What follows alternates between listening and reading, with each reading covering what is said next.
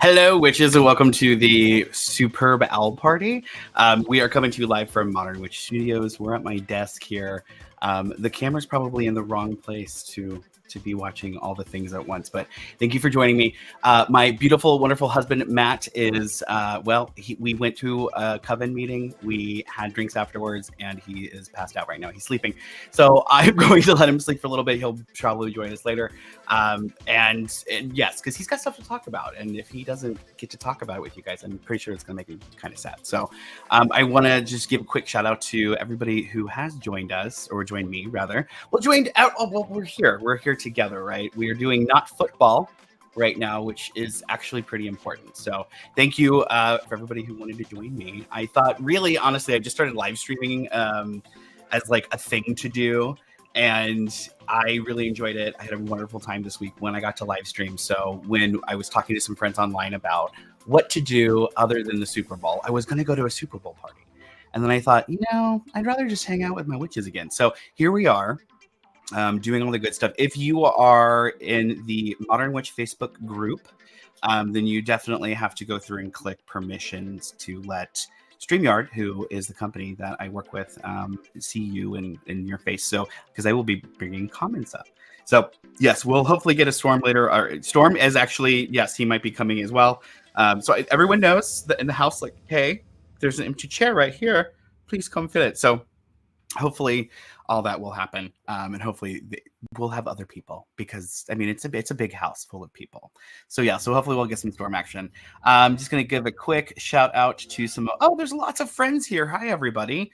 Thank you. I'm coming from all over the place, which is super cool. So I'm streaming to Facebook, and I'm streaming to YouTube. So I'm seeing people from everywhere. Thank you so much. Oh my goodness. And there's Michelle. It was like Michelle said she was going to come. She's likes football, but she's going to hang out with us instead of watching football. I have no idea what's going on with the game. I just hope Taylor Swift is having a nice day. I said it. So there's that. But yeah, I could care less about the football. So funny fact, I'm a marching band person. I'm still a marching band person. So to me, football season is really just about marching band. And it's one of those things where, like, I have to endure football in order to actually get the marching band experience out. So I don't know, whatever. I'm not really here for I could care less. I understand the game. I know what's going on. If we were there and there's a flag on the play, I could get through the lingo. But quite frankly, it's not something, it's not something going on. I'm getting a message from Storm. So yeah, okay, so whatever. Anyway, thanks for coming. We're just gonna chill out. We're gonna have a good time. I got a copy of, oh my goodness, folks, I got a copy of Houseplant HortOCCULTure that actually arrived. So I was gonna show it off. So we're definitely gonna do that. We're gonna show off Houseplant HortOCCULTure so you can take a look if you want, if you're interested in the gorgeousness that is Houseplant HortOCCULTure. Cielo Thompson did a phenomenal job. Actually, it was a pleasure to work with Cielo Thompson, but in the back of my head the whole time, I was like, this isn't real. And then I got to hold it, and now it's all real again. So that's really, really cool. But yes, so we'll be looking at that. We are going to be taking a look at a couple of different things. I will say, real quick, I set up a little banner or a little web page for everybody. So if you go to modernwitch.com/superbowl, you'll see links for the book. You'll see links for other things that we're talking about. You'll also see, because I've got crystals. So I'm going to go through some of the stash because I have a dragon hoard. If you know me, you know that I have a dragon hoard of stones that, because I used to own a crystal shop. Me and my partners, we owned a crystal shop for many, many moons.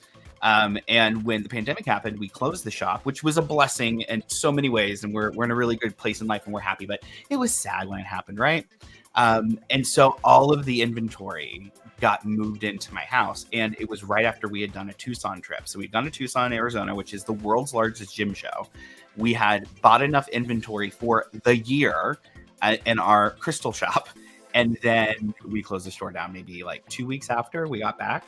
So that was rough, but it ended up being that I ended up with a huge crystal collection. So of course, the good thing is I have crystals out my wazoo, really. And where my studio is situated, I'm right on top of where we store the crystals. So it really is that I am a dragon, and that is my hoard. I am right on top of the hoard.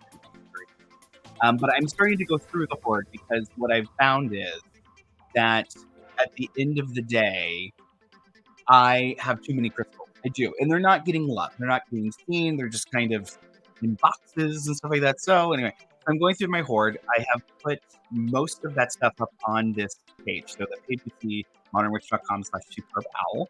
You can go and you can check out some of those crystals that I put up. Everything's on super sale right now, and will be, because again, trying to give things away. And then I have more to put up. So I'll probably, after we're done tonight, I'll probably go up and put more of the crystals up, because I took more photos than I actually ended up being able to put online. There's kits. So like if you're into kits and you're like, oh, I want this really cool tarot deck and a bunch of crystals and some Bath and Body stuff and some candles, like it's all there. So I'm not going to harp on it. This isn't an infomercial. I'm just letting you know you can go there. That'd be great. I am trying to raise some money to help a family member who ran into a little bit of a crisis. So I am doing what I can. So if you're interested, go check that out. That'll help out somebody who needs a little help right now. But in the meantime, we're just going to party today as much as we possibly can. It is so good to see all these people showing up. It's really fun. I had a great time. We're going to keep this up because there's some amazing things going on. And I can't spill. This is the shit part about being a creative person. We have to plan like a year ahead, 2 years ahead, sometimes even longer. And as things, that whole time, it's like we're waiting for something to happen. We can't talk about it. Like, I don't want to spill the beans about all the really cool things that are happening right now, but I can tell you that I am squeeing on the inside because I am bursting with just excitement with the things that are about to happen. So, yeah. So if you like plants, you should definitely check out my new book, Houseplant HortOCCULTure. I'm going to show you this picture of it before we dive in, because diving in is going to be a whole experience here. But this is my new book, Houseplant HortOCCULTure, which is available for pre-order. I can speak. Available for pre-order right now. But it's also it's 6 weeks away. So the actual release of the book is not far down the road.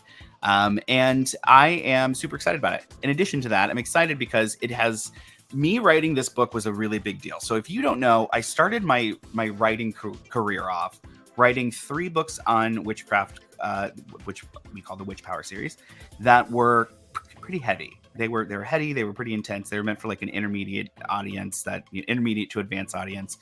And I love those books. Those are my babies. They are beautiful, but at the same time, they're not for everybody, right? They're definitely for a very specific set of like very seriously minded kind of witches. So I got to write 2 more books, which are my last books that have come out, which are really for the modern witch community, the people who've been listening to my podcast for 14 years. Thank you. And clients and things like that. And so I wrote these books, put photos in them. They're really gorgeous. Check those out later at some other time.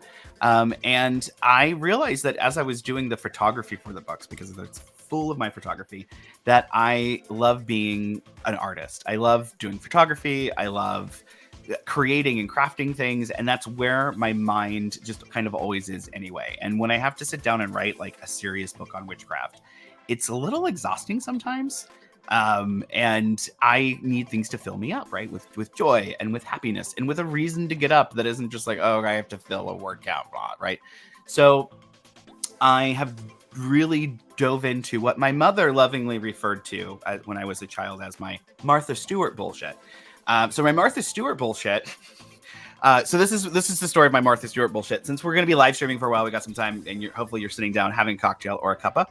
And enjoying yourself there. But so my Martha Stewart bullshit starts when I am at the ripe old age of 13 years old. I get to make the family Thanksgiving turkey. And I had helped my mother in the years previously, but I always thought my mom's turkey was a little dry. Just a little dry. So I was watching Martha Stewart some weeks before the Thanksgiving meal, and I decided that I was going to take her recipe hack for a super moist turkey, which is to take the like apple skins and you slide it between the skin and the meat of the turkey, and then you roast your turkey.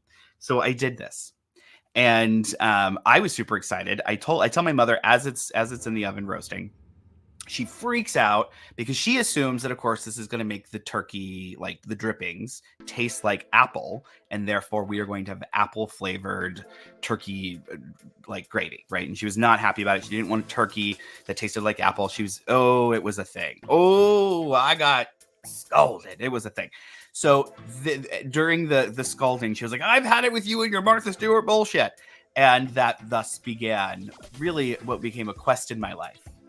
Which was to be full of Martha Stewart bullshit. So here we are, folks. So here I am, 37 years old. And I realized that I've been making products and I've been making things for clients and friends as part of my spirituality, really since I started, because it's a big thing for us here in occultism and in witchcraft. We like to make things. And I really just want to celebrate that. So my Martha Stewart bullshit, now that I feel like I've written my more serious books and I have other things I want to write, don't get me wrong, there's other serious texts there, but the last couple of years, it's definitely been more about living and being a witch full time. Like, how do we do that? What does that look like? What does it smell like? Who's doing it successfully? Because a lot of us feel like we're a little lost, or like we don't exactly know what to do with our craft once you've read the first 10 books, right? And everything starts to kind of spiral around and sound the same. What happens next? That's the thing that I'm interested in. So the circling back around. So Houseplant HortOCCULTure is really this extension of that experience of me saying, well, listen, I have houseplants, as you can see.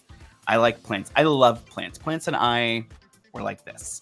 And so I have this really great relationship with my plants, and I wish I could be better for them. Don't get me wrong. Like, I don't want to be one of those people who is just, my plants are better than yours and I can be a better plant daddy than you can. I'm not trying to be that guy. What I'm trying to say is that you can have plants and you can have a magical life and you can have a relationship with both of those things. And if you're interested in those things, I have a book for you, right? So that's that. So I'm really excited about this because it started this kind of train of thought for me where I was like, well, plants are like part of my Martha Stewart bullshit.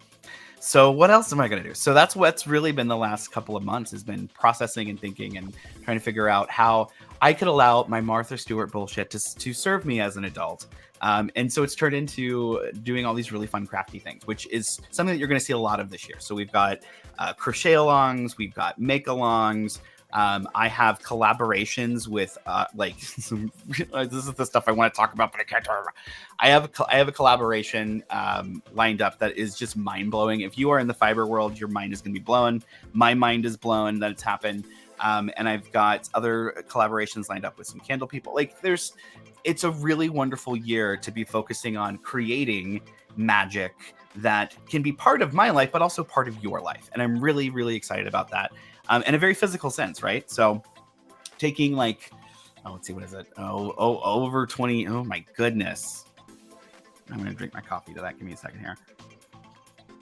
Taking over 20 years of experience of making candles and soaps and figures and amulets and talismans and statues and fabric stuff and just all the things, and putting it into a thing here at Modern Witch. And I'm really excited about that. So that's what Modern Witch Living is. So I will be coming to you live every Thursday. That is the plan. And we are going to be live streaming, and we're going to be talking about everything from plants to crafting together to what I'm reading and all of that good stuff. So really excited about that. I will say we have the Modern Witch book club going on right now, and we are reading Jason Miller's Real Sorcery, and which is a kind of it's a reprint. I mean, I don't want to say it's a reprint because they did update it, right? There's updates, but it is strategic sorcery. So it was that, but it's been updated, given a new face. And reading it now has been awesome. Just as an adult witch, right? Not somebody who was, it was a while ago when I read it. So being older now, being more mature,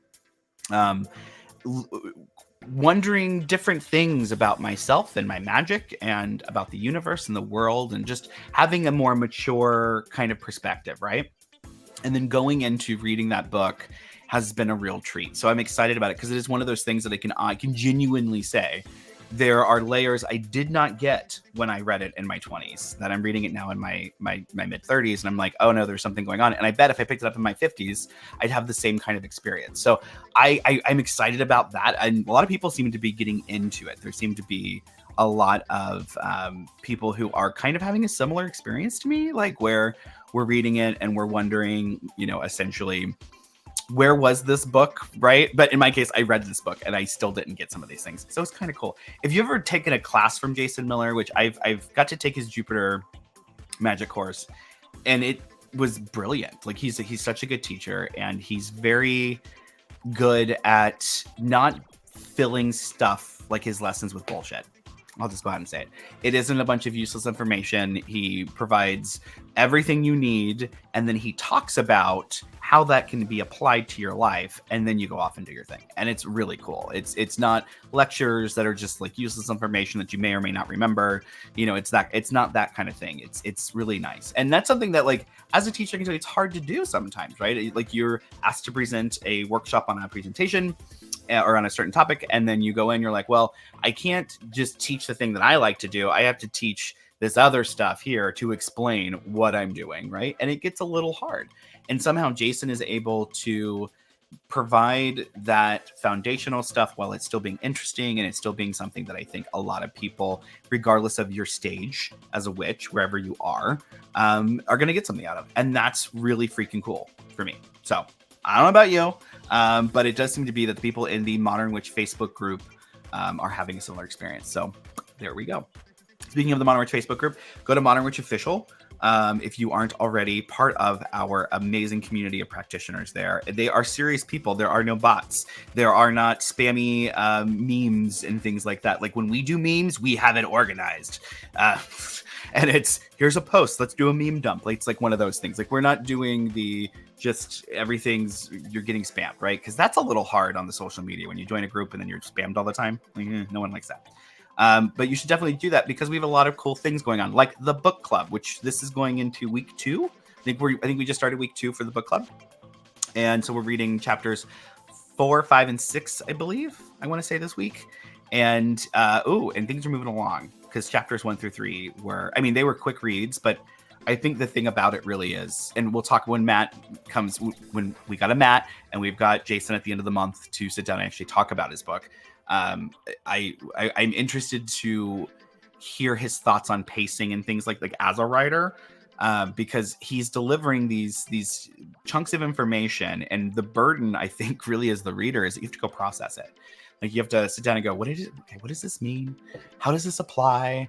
And then actually come up with reasons to imply it, or to put it into your practice. It's good. That's the kind of stuff I want. That's what I want to read. That's the stuff that helps us mature, I feel, as witches. So that's coming along really well. Again, we're going into week 2, and I'm excited about that. I am excited about the crochet along that is about to start. We're doing a dragon scale protection blanket, and I have really beautiful bougie yarn that I got from this great Japanese company. I've already showed it off on the last live stream. I'm going to do an episode that's just about the yarn for the yarn people. But for now, just know that it's going to be badass, and there's going to be crystals in it, and it's just going to be a really cool piece. So a piece of art and magic that hopefully will be around for a long time. And because our thought was, when you are feeling like you need protection, it would be great to have something that you could physically wrap yourself up in and feel, something that was charged and that was made with that intention, right? As things went along. So that's going to be a really fun project, and we're about to start that. We're totally about to start that. And then after that, there's a big collab that's coming, and I'm really stoked, but I can't say anything because it's not official yet, like for reals. But that collab is happening, and then again, nothing more. So there's things that are coming down the pipeline. We know that book club book for next month is going to be Psychic Witch by Matt Oren. So, and you're going to be led in the process by him. So here's the thing. Our books came out. So Psychic Witch came out the same day that Modern Witch Spells, Recipes, and Workings came out. And that was right as everything was shutting down from the pandemic, right?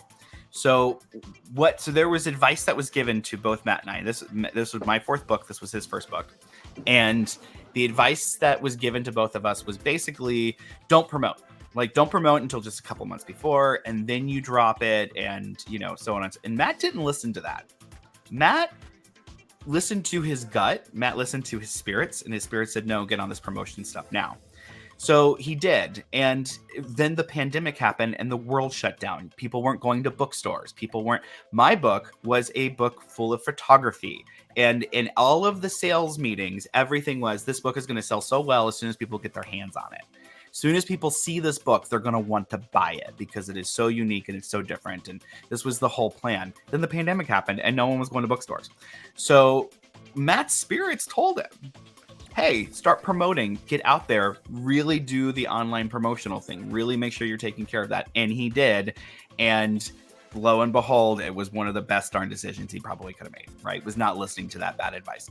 I, on the other hand, was like, yeah, I got too much going on. I don't like self-promoting. I really hate it. It's kind of one of my least favorite things in the universe. And I listened to that bad advice, and I did not have the same experience, but also a different book, right? Completely different book. But it just goes to show you that listening to your gut, listening to your intuition, especially when it comes to like your big baby, if you're a big project, really, really important. And I always think Matt is this great example of like what happens when you listen to your spirits, right? When they're telling you, my spirits didn't say anything. I'm just here for that. They were just out, I don't know, gardening or something. They didn't say crap. But at the same time, wasn't expecting it, right? So anyway, just a very different experience. And Matt has done so freaking well. And he's got new things coming up, like this new book that is developed. He's got all this really cool, like mastering magic stuff going on, or psychic witch stuff going on. That's kind of born from that book, and it's really cool to see. I wish he was here to talk about it. We'll have to poke him online, be like, we missed you, because I know he's sleeping, bless him. But yeah, so when we can sit down with Matt next month and we're going through his book, it'll be a really good time to actually get some one-on-one with him, because this is something that when I started ADHD, folks, do you remember I got ADHD? I'm all over the place.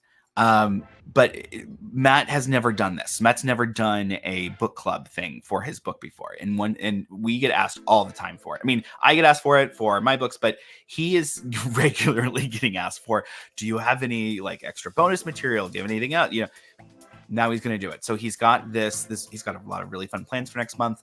And there's a 20% discount off on our website. If you want to get his book now, you can get a signed copy. There's 30% off of the Llewellyn's website. So if you don't already have a copy of Psychic Witch by Matt Oren, that is our book club selection for next month. You are going to get a chance to do something that no one has gotten to do with him in all this time. It's been about 4 years now. Okay. And that's pretty cool.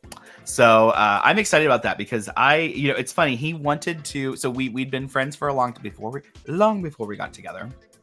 We were friends. I had my show. I was podcasting. He'd listened to my podcast. And I happened to know that he was like, one day I'd like to be on this podcast, right? Like, Modern Witch, I want to be on this podcast. I like this show. So I waited. I made him wait. We were friends, and I made him wait to come on my show, because I was like, I was really I don't like when people, it's a thing. I've had friends who had abused that privilege, and I took it out on Matt. And so he didn't get to come on the show. And so when his book came out, I had him on the show to talk about it, of course. And I, explaining to him why it took so long and how I was playing a little hard to get.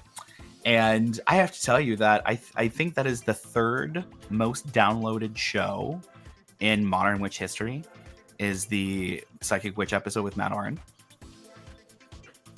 So yeah, so there's something about Psychic Witch. There's something about that, it's an incredible. I love it. It's my step baby, right? But there's something about it that has done something out there in the world, and so I wish he was here to talk about the cool thing. So next month, I have a feeling we'll actually be able to get into some of the really, really neat stuff. But for now, no. If you are a Psychic Witch fan, there is a lot of stuff coming out just for you that we are doing in the next couple of months, because we recognize that it has made an impact on our community. We recognize that it has made an impact on people who don't normally read, people who have kind of stopped that part of their witchcraft practice. they jumped back into reading. This is something we're hearing a lot because of Psychic Witch. As a writer, like I can say this for Matt because I know how he feels about it. As a writer, that's incredible to like get stuff, like messages about I got back into my studies because I read Psychic Witch and I did. Like, that's amazing. So he really does love you guys and he really does care. So he is going to absolutely, he's working on stuff. So join us next month for that. That's going to be badass. Like that's going to be incredible. And then after that, the debate is, do we want to do a Houseplant Horticulture book club month where we just focus on that, or are we going to make that a separate thing? Like, do we want to do our own separate Houseplant Horticulture, like book club thing in April? So let us know, talk about it in the group, and then we'll move forward with that being however that manifests. Okay. Yeah. Hi, everybody. Look at all this. The whole idea that you people are spending your part of your day with me is mind blowing to me. And again, you know, I don't get to hide behind editing, so this is a little nervous making. Welcome to my studio. Do you see all that? See, I do love my studio. I have a really colorful studio full of plants and crystals and yarn and books and more plants and my vanilla wafers. So, well, welcome. And this blanket, which is do you want to see the most? Okay. I will show you. I wasn't going to show anybody. I wasn't going to draw attention to it. I'm going to show. So I made this blanket and my goal was to have these look like trees. Can you see like they're trees, right? Yay. But then if you look real close, there's this, because of the way the pattern worked out, I shouldn't put my finger in it. But there's a big brown thing right in the middle. And they're supposed to look like trees, like tree stumps coming out of the center in a kaleidoscope kind of vibe. And instead, I don't need to say it, do I? So anyway, it's really comfortable to sit on though. I will say, like it's a good background. It's a big butthole. It's what it is. Anyway, so sorry about that. Yes, thank you. I appreciate it. Yes, my studio is my it's my magical home. This is where I do everything. This is my altars are here. You can't see my altars because they're on the other side of the room. But I got altars here. I have my TV right above my altars. And most of the time, instead of like watching a program, I will turn on like a video of a waterfall or of like a forest or something like that. And I'll just play and I'll just have that going on in the background. So it's almost like I'm looking out a window. And I really like that. I like the chillness, the vibe that creates. It's pretty fun. Yeah. So hello. Hi, Chris Alon. Hello. Okay. Thank you, everybody. I appreciate your comments about my studio. It's a work in progress. I'm trying to make sure it looks super cute so that when I do live streams, you have something nice to look at because it's going to get boring looking at my face. Also, I know that when I watch live streams, I'm like looking at the background. And if you're like me, I want to give you something fun to look at. So I'm trying. It's a work in progress. I ripped it all apart yesterday and then I put it back together again. And that was a whole thing. Okay. And it's still not put back together again. That's not going to happen for a minute. Hello. Hi, Ben. No, Matt is not being a disgruntled pelican. We had a coven meeting today and it turned into afternoon cocktails and then he just fell asleep. So he's down there and he's solemn locks. So I was like, okay, tell him when he's awake, because he'll wake up at some point, to come and join me. And otherwise, there'd be no point in having Sleepy Matt here. He'll just be sleepy. So, because if he's sleepy, he's sleepy. That's just what it is. And so I'm just gonna let him sleep. But I wish he was here with us, and hopefully he will join us. But yeah. So Lolas, do a podcast about my books of Shadows and Gore. Yes. So here's my thing. This is what Modern Witch podcasts, how I've kind of created it. It wasn't really meant so much to be about like teaching lessons on witchcraft. It was more about interviews. It was all born from when I started teaching and doing tours. I'd go from like festival to festival. And I would end up having these incredible conversations with authors. This is before I was an author. And I thought these people are they're really cool. And there's no way that you can share sides of yourself really, like, you know, through a book. So I my whole thought at the time, this is 14 years ago, I'm one of the first podcast, like, pagan podcasters out there. And the idea was to bring people on to talk about their books and their work. And then hopefully, more than anything, especially throughout the years, it became about humanizing the authors so that people could get to know the person behind the author, you know, behind the book. Because we have this big name pagan thing that goes on, and it drives me nuts. It drives me nuts. I don't like when people call me a big name pagan. It just makes me feel weird. And I think the idolization that went on, that was there, like, virulently, especially when I was a younger pagan, for authors, it was a little, I mean, it was cool because, you know, if you love an author, you love an author, but sometimes it went a little weird. It got a little ugh. And I don't like that stuff. So I don't like when, like, readers feel less than me as a writer. Like, I feel like we're having a discussion, we're doing things. So that being the case, that's a big roundabout way of getting to that. But so I didn't really think of it as let's teach people how to do witchcraft kind of thing. We started the Modern Witch University as a way of doing that, though, of helping teach and helping kind of fill that that niche. And that's around. So if you want to check out classes, we've got Modern Witch University, and there's always something there going on. But it has been, because my other thing is I write books. So, you know, my thought was, if I'm going to teach something outside of like a class, then I'll just write a book about it. And that's how I'll do that. Now, what I've learned is, especially in the day and age where there are a lot of, how do I put this without sounding like an asshole?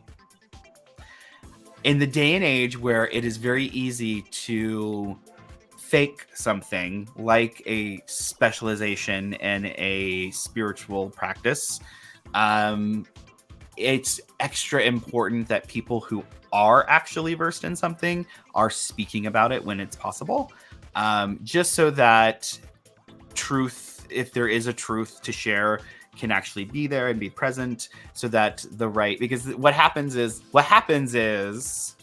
on a micro scale, we're not thinking about this, but there's a really big impact. If people who aren't actually aware of the topic that they're talking about, if they start going at it, then not only are we going to get a lot of misinformation, but the people who should be given, like, should be cited, the people who should be given credit for things often don't get credit. And it's not the teacher. It's usually that the teacher knows those people, or the teacher has actually done the research. So, like, when I write a book, you know, I'll bring up a topic about something, and I'll share my thoughts. But if there's something that somebody else has written, I will borrow that. I'll put it in the book, and then I'll cite it and say, hey, this person said this, and this is where this conversation comes from, or whatever. And if you just pick up my book and you just read that, and you don't read all those little footnotes, and you don't read all the stuff, and you teach a topic or you teach a class on it, all you're getting is that surface level thing. You're not getting any of that underneath stuff. What makes somebody a master of something, or what makes somebody an educated person on something, is that they've read more than one book on it, that they've actually done that deeper dive, right? And that's the stuff that just didn't happen. So, like, with right now, AI has 2 of my books that it was trained, like the big AI thing. 2 of my first 2 books are part of that. They were used to train AI how to write stuff on witchcraft. Boom. So yeah, that's fun. And you can go to AI and you can say, write something in the style of Devin Hunter, and you'll get it. And it's a little disturbing, actually, because I did it. It was a little weird. I mean, it's not, there was plenty of inconsistencies and things that were wrong, but it did happen. And it's a little disturbing. So that's real, right? Like, that's a real concern. So there's enough of us that have been around for a long time. There's enough of us who, even if you come to this and you're new in your path as a witch, you still deserve to have communities of people who are real and serious and aren't looking for drama, but are looking instead to heal their trauma, right? Like, that's what it's about. And I feel like the internet can go one of 2 ways. You can kind of go for the big numbers. You can obsess over numbers like on Twitter and on Facebook and on Instagram and all of those stuff, or you can obsess over doing something that actually is going to have an impact, because in 10 years from now, it's very unlikely that someone's going to remember your banging tweet, right? But we will spend days working on compiling the right social media thing. Okay. Like I was just talking about this earlier on today. So it just kind of gets down to, if you are an authentic person, it doesn't matter what you're doing. It doesn't matter if it's the craft that you're talking about, or if you're talking about baking, or you're talking about needlepoint, or you're talking about local government. If it's something that you're genuinely passionate about, and it's something that you can take a step back and say, there isn't enough honest representation of this out there right now, then step up, say something, right? Do it. Tag people they will share. This is what it's about. So it's just a whole thing. I could get very preachy. I'm going to try not to get preachy, but it's very possible. But it's important to to know that there are serious witches out there. There are people who have been through the initial stumbling blocks, have gone through the plateaus where they don't feel very productive magically. There are people who have gone through the moments of feeling disconnected from spirit and have come back and have found that. And they come back stronger than ever, right? And that's what I love about pagan spirituality and witchcraft. The lights flickering are a thing spirits do. It's a whole thing. Most of the time, it doesn't happen. And actually, it's only happened like once or twice in videos before. But as soon as I start talking about this kind of stuff, like lights will flicker, it is not me. I'm only mentioning it because it's annoying, and I'm sorry. But it is not me doing it on purpose if it happens. And it's usually when I'm talking, I get all riled up about something. Anyway, if you've been in a class, if you've been in one of my classes and we talk about spirits, this happens. You've seen it. It's happened in front of hundreds of people before. This is what goes on. Anyway, back to the point. So if you are there, it is time, right, to step up and speak your truth and to live your truth and to be somebody who just isn't fake, right? I was listening to this this podcast thing from a minister, a Christian minister, who was talking about how a lot of people had started to going to online church instead of going to real church, and whatever. I'm cool with that. But her whole thing was it's so easy to fall for the fake thing on social media, right? Like a plant. If you it is easy to fool people into thinking a fake plant is a real plant. And it's just as easy to fool people into thinking that somebody who isn't very deep in their spirituality is, right? It's all about the way it looks, and that's all you get is aesthetic, right? When you're on social media. So I'm just trying to show up, folks. I'm just trying to show up. And I'm not saying everyone's fake ass. I'm not saying that, because there's so many real people. That's why I'm they are the inspiration for me to try to get over my stuff and just be here and try to get over this feeling of social media is, as a content creator, it is so fucking hard. All I want to do is witchcraft and do this. This is all I want to do. But yet I have to make memes. It's lame. It's super lame. None of us want to do it, but we all gotta, right? It's a whole thing. So it's a big deal. So, Michelle's trying to get me in. Michelle, you're trying to get me in trouble. So Michelle Wells, how do we know if someone is fake? That is the question. So for me, this has layers, because I think I think the answer I needed to hear when I was 20 years old asking this question and the answer that I needed to hear now, right, are different answers. Similar, obviously, to this woven into the same fabric, right? But I think now what I know is that people who are fake, quote unquote, are people who don't have staying power. That's a big thing. And I used to just want to be friends with somebody based on a mutual interest or a mutual topic. Instead, what I've learned is that I need to be friends with people who have actually put in work and actually have something to show to the world about what it is that they're passionate about. So if it is that, especially if it's that shared interest, a lot of the times it's witchcraft or being psychic. Those are the two things that I've had a lot of friends and friendships develop. And when I was 20 years old, I needed, even though I would get burned, I still needed those friends at 20 years old who were just like-minded and who just wanted to go hang out in a graveyard at midnight and talk to dead people. I needed that, right? because I was this weird little witchy kid and I needed those companions at that time of my life. Now I don't. I don't need that. And in fact, I would even more so say that I'm a lot harder to become friends with because I had those experiences where I did get burned. And it's always my friend Roger Welch posted the other day that the people who like dog you, like the people who are your quote unquote enemies are always people that started off as people that you helped or people that you were friends with. And that is absolutely true. Like I hear the rumors, like we hear everything. Like I just don't respond to the rumors and stuff. But I know if there's like somebody complaining about me online or whatever. And most of the time I'm like, I have had either no interaction with you whatsoever. And I don't even know who you are. So I don't know where your problem is coming from. Or I did something really, really nice for you. And I never asked for anything in return. And at some point you decided I was your enemy, and I do not know why, right? Like it's very weird stuff. There's like rumors that go around the mill of stuff that I'm like, I don't even understand how this could be squeezed from a lemon. Like it's just weird stuff. And all I can do is just, I don't even, you know what? I've learned to just not respond. And the reason for not responding is that it's not to be dismissive. It's to just save my own sanity, because I don't want to get wrapped up in it. When in my 20s, I get wrapped up in it. Now I ain't got time for that. I also don't have the bandwidth for it. So I'm not one of those people who thrives on trauma. Like I have enough of my own. I do not need to go inflict it. I am not one. I'm going to say trauma and drama a lot tonight. And I'm not somebody who really digs drama. Like drama makes me feel very awkward and very uncomfortable. I'm ADHD. Those experiences make my skin crawl. I want to get up and go. So the way to get my attention and to be my friend is to not cause drama for me.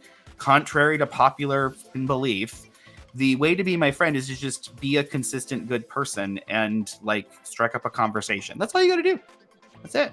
Right. But I'm not bringing people like into the inner circle until they have proven that they're not here just to get something out of me. And that took a long time. It took a long time to figure that out, that I don't really need to be somebody's friend unless they don't want something from me. And it's hard because, like, especially if you're a creative person and you want to go work with other creative people and it's, you know, and you want to do things together and collab and, you know, all this stuff. But I'll tell you what, I did an event with somebody who was a very, very, very good friend of mine. We were like this, and doing that event, like organizing it, ended up destroying our friendship. Just destroyed it. And it's really sad because I still love that person very much, and I think about them all the time, and I think about how great of friends we were and how close we were. But at the same time, you can't like undo something once it's been done, you know, and you can't unthink the things that you've thought and wipe out the wisdom once it's there. You can if you're ignorant, but you know, and I'm sure that this person would have the same thing to say about me. I'm sure that because it was such a weird thing, I'm sure that from their angle, it's like Devin's this crazy ass person. I'm sure. Right. And it's just weird, but it's just like to have poked at that would have caused more drama. And I don't want the drama. That person doesn't want the drama. And there was already weird drama. So why just make it work? Like it's that kind of a thing. Right. And I'm just not here for it. I don't have time or energy for it. And again, bandwidth. No, at 37 years old, all I want in my life is peace. Like that's it. I want peace, beautiful men, and plants, and some crochet. I do like me some crocheting, but like it's just that to me, that's what the magic is about right now is sustaining my peace as much as I possibly can, creating pockets of peace for my family, doing what I can to help people out when I possibly can. You know, it's so weird. I feel like for a long time, being a witchcraft author, if you didn't want to be like laughed at, you couldn't come in all love and light, because that nobody would take you seriously. You would have been called a what?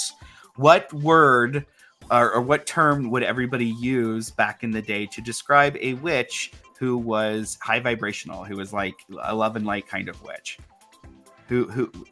Anybody in the chat? What was the term? I hate the term. Fluffy bunny. Totally fluffy bunny. Yeah. So exactly. Yes, fluffy bunny. So boom. I can't stand that term. And if you were somebody who just, if you came in and you were like, hey, I this crazy spirit stuff is cool, like, and these gods are cool, but really all I want in my life is to not worry about paying my bills from month to month. All I really want in my life is to get my abusive ex to leave me and my kids alone, right? Like, if you were, which most of us came to witchcraft looking for help for something, right? If you were trying to be serious and if you were trying to make your life better and to heal yourself, you really weren't taken very seriously in the witchcraft world. You just weren't. And you were kind of looked down on. So when this term fluffy bunny was thrown about, like it was like soil, right? And it soiled people's names. Like the truth about like Silver Ravenwolf, who, by the way, is, side note, she's teaching at the official Witches Sabbat, which you can just go to witchessabbat.com. But yes, definitely come to our event. She's teaching. It's so freaking cool. But like with her, like she put these books out because she was filling a niche. She's a publishing company. They're asking her to write these books. She's doing what doing everything she could do. And at the time, if she was to write about really hardcore stuff, those books would not have been printed. And it's not just because of Llewellyn. The book, like Borders, would not have picked it up. It just would not have happened. Nobody wanted to read those books back then. So what people don't realize is Silver Ravenwolf is like the most badass witch you never want to piss off. Like everybody thinks that she's like, which is probably good. It's probably a good thing that everybody thinks she's Glinda, because really she's like the nicest person you never want to piss off, right? Like that woman is powerful, right? Like, and people just don't even give her that respect because they have written her off because of publishing in the 90s, right? So it's this really tricky thing. And but when I came into it, it was not cool to talk about this stuff. Like this was not a thing that would have happened back then if I had any intention of being taken seriously as an occultist, right? Now I don't care.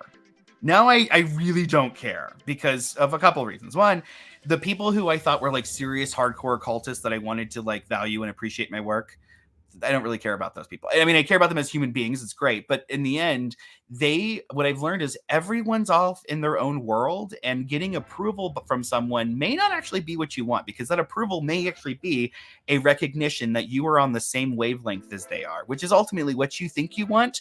But if you take a step back, you may realize that being on the same wavelength as that person may not actually be what the fuck you want. So, and that's okay too. But it took me a long time to just kind of realize, like, I'm a very oddball character, and I'm seeing some other authors in here, and I know you are all in the same boat where you're like, where do I fit in? And I'm so weird compared to these other witches. And that's the way it's supposed to be. Just embrace it. Just embrace it and be weird, and you will save yourself years and years and years of trouble. And I wish I would have before. I really do. And it was so hard, and I still am going to struggle with this, I'm sure, for like my own entire life. But at the end of the day, nobody cares if no one's going to remember if you're just regurgitating things. Just like no one's going to remember that banging post, right, on Twitter 20 years from now. No one's going to remember your Twitter post, right?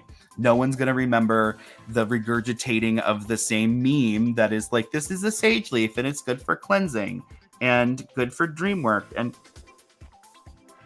no one's going to remember you did that. If anything, they're going to steal it, cut off your logo, and then just make it their own. Welcome to 2024, folks, right? So it really is like at this stage in the game for me, I want to move forward with being as authentic as possible. And I'm not saying that anything I did was inauthentic, right? Like I wrote about things I was passionate about, but I definitely felt like I couldn't write about all the things I was passionate about. And so I'm just in that stage of my life where I'm like, nope, this is it. I've realized a couple important things about myself. Again, last year I was diagnosed with ADHD.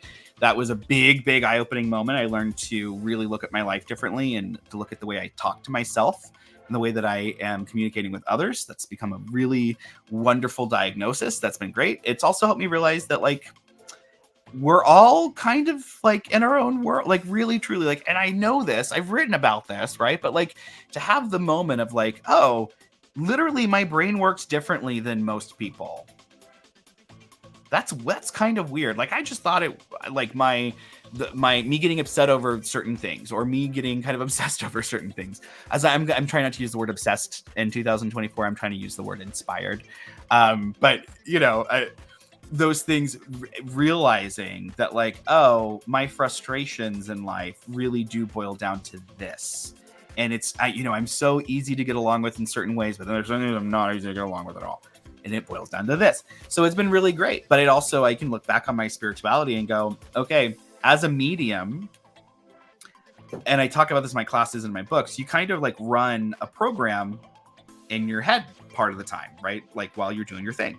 And it's almost like you're thinking in two different, oh no, it's so weird to say all this that way. But it's kind of, so you got like a little sidecar buddy, right? And ADHD helps make that happen. It makes it easier. So it's interesting to say that like I genuinely would believe I would not be as effective as a medium and as a psychic when I do that work if I wasn't a person with ADHD. Like with the way it works for me, I need that kind of extra drive, so to speak. I know it's kind of a weird way of putting it, but you know what I mean? So anyway, it's been fascinating. And just that has been this beautiful thing that's helped me realize that like we genuinely do not consider who we are as people in the process of our spiritual environment and our spiritual progress. We just think about where we want to go as people. We don't stop and think about where we already actually are. And what are the components that make us who we are? The good things, the bad things, the soft spots, the propensities and the pet peeves, all of those things. And if we don't truly understand all of that, there is no way that you can get up to the top of the mountain, because you're not even functioning with a set of like legs, right? Or wheels to get yourself up there, or even a pulley to pull yourself up. You don't have the things, right? Because you're only looking at the destination. You're not looking at the how to get there. And then you think you are because you're taking all the classes and you're reading all the books. I've spun my wheels like this for a very, very long time, right? It's a tricky thing. So you really do. You got to take a step back. And in this case, getting the ADHD diagnosis forced me to just look at everything and go, wait a minute. This was awkward. Oh, okay. It was awkward for me too. Let's talk about it. And it's been great. And that's across the board. And that's everything from like, again, my habits to the way I write, to the way that I work as a psychic and as a witch. All of that stuff had to get reevaluated, and it was fantastic. And I consider it a blessing now, but at the time, oh, buddy, it was hard, right? It was so rough. And it's something that I know I'm going to keep working on for a long time, right? And as a spiritual person, it's something I'm going to keep working on for a long time. We're in an interesting boat, us people who are on that neurodivergent spectrum. And I think it's a really wonderful thing that we're in a day and age where we can talk about this stuff. I have yarn. Do you see the yarn on me? Kind of warned me. I say, Devin, your sleeve has stuff on it. See, it's my ADHD right there. Don't let me have fluff. But anyway, so it's just a whole thing. I could ramble about this on, but I want to see what everyone else is saying here. Ben says, I don't know unless Ronald Hutton writes an academic paper on your tweet from 20 years. This is true. And hopefully he'll be with us in 20 years. But that would be cool. Let's see here. We've got Jennifer, then Revelin, your truest sense of self. Embracing my own quirks, eccentricities, and oddities was my biggest growth moment. Most essential is self-love, self-care. Absolutely, Jennifer. I agree 1000%. And, this is stuff that I would, for years, talk to clients about. And I thought I had done the work for myself, right? And I thought I was doing the work for myself. And then I realized I wasn't doing it enough. I wasn't going hard enough. And that's radical self-love, radical self-care. That's what I'm here for these days. We got Irene. Hi, Irene. I love me some Irene Glass.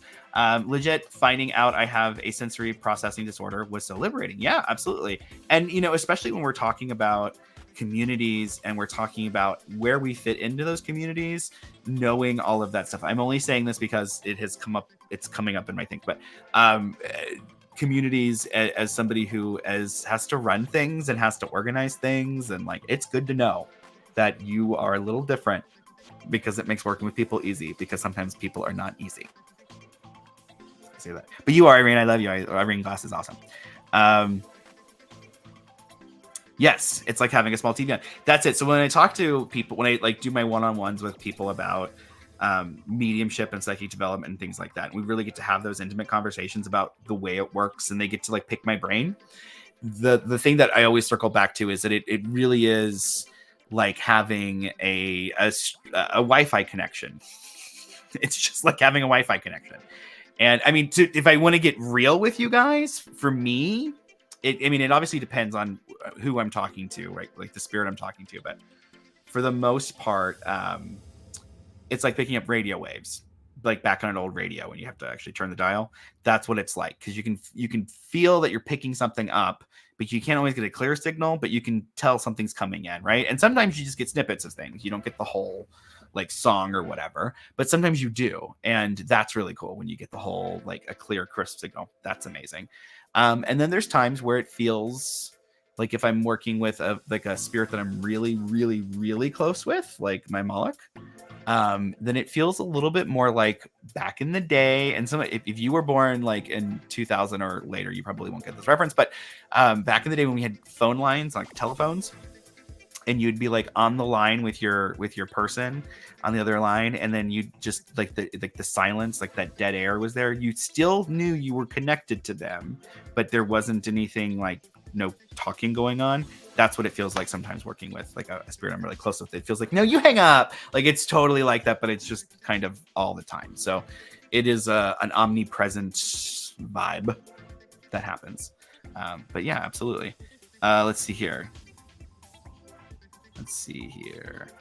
Suki says, for me, it's always getting bogged down in daily life responsibilities that I think hinders me in the progress I want to do. I've been trying to do like little stuff to keep things simple. Absolutely. I was just talking to somebody and my editor about this, because I had written a manuscript where I have like a lot of practices. Like there were a lot of exercises. And the question that I got back was like, do you seriously think people are going to have time to do all these things? And I'm like, well, I do.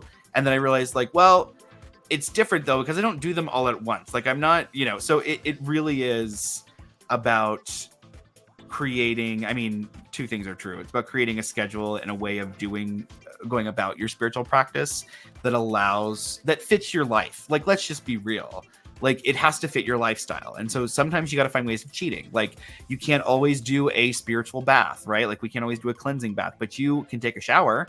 And so you find ways of adding that in. That's why I started making magical bar soap for this thing. So I could take a ritual shower instead of a ritual bath, because I don't have time to take a bath all the time. I don't have time to fill the water up and go through this whole, I've got 10 minutes to go in there, wash my 2,000 parts and get out. And I still want that thing. So I started making magical bar soap where I could control the ingredients, and I could have that same sort of experience without having to go through, the whole process. Right. And that saved me like 40 minutes, like, when I'm doing my thing. So that became a big thing.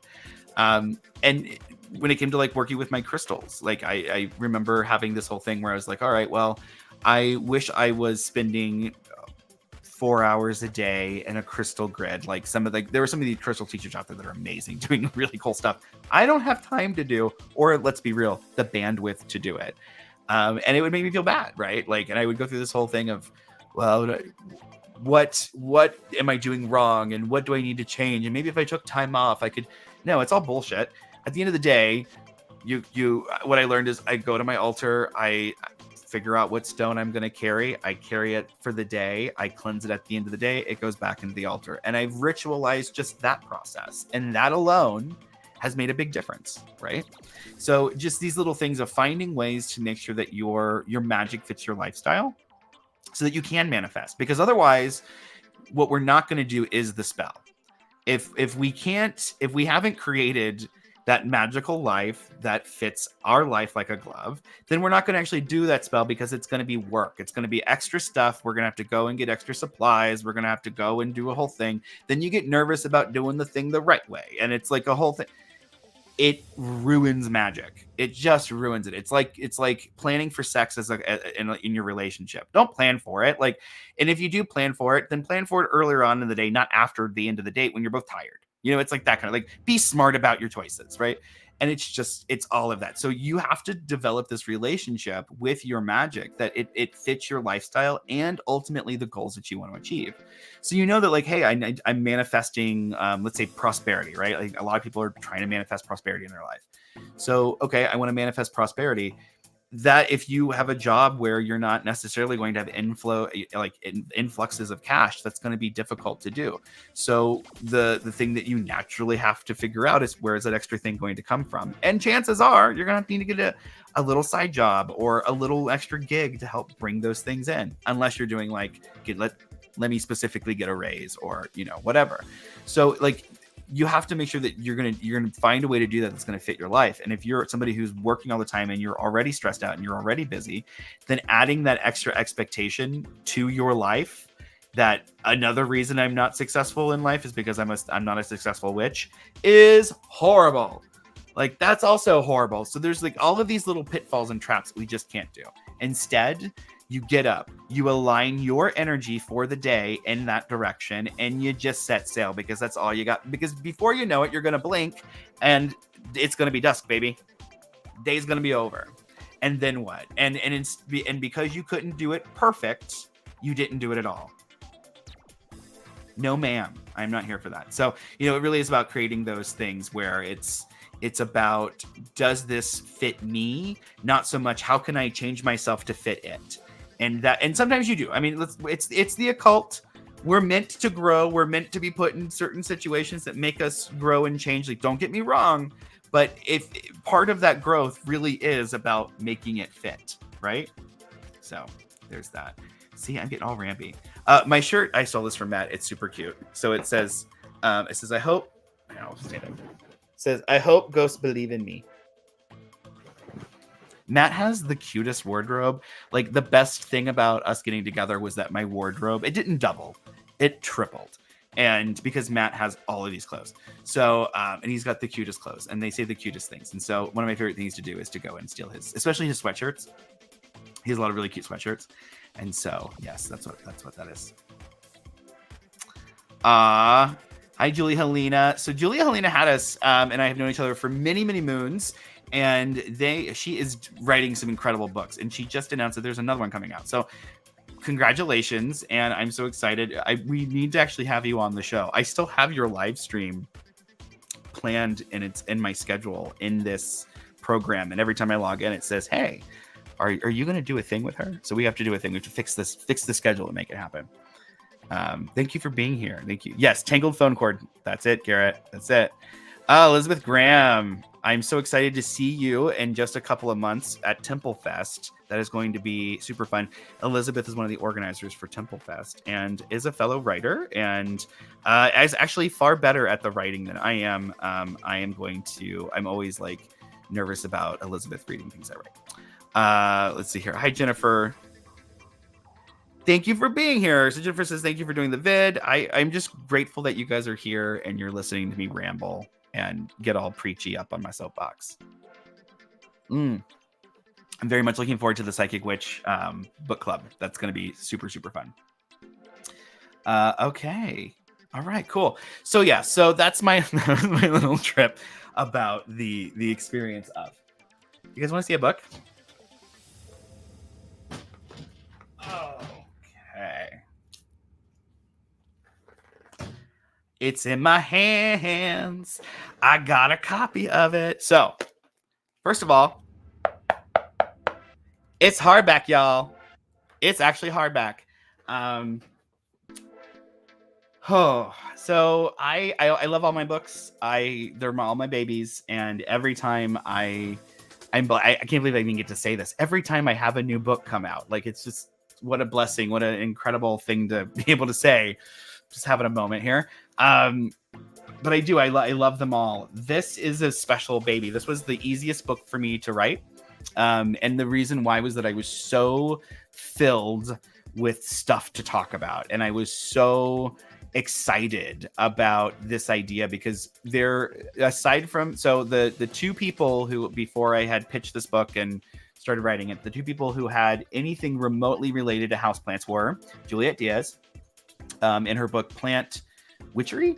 There's a couple of houseplants that are mentioned in the biblio part there. And then Erin Murphy Hiscock had, I think, had a couple of houseplants as well. And I love that they were there, but there wasn't anything that was just dedicated to just houseplants. And I realized that there have been many conversations I've had in my life with witches, like, well, not many, maybe a handful of conversations, where people just didn't consider houseplants magical because they weren't doing, I don't know, they weren't a mandrake or whatever. And I just was like, excuse me? Like, first of all, it's a living thing. Every living thing has magic, right? Has some sort of energy, has some sort of something that we can work with and understand.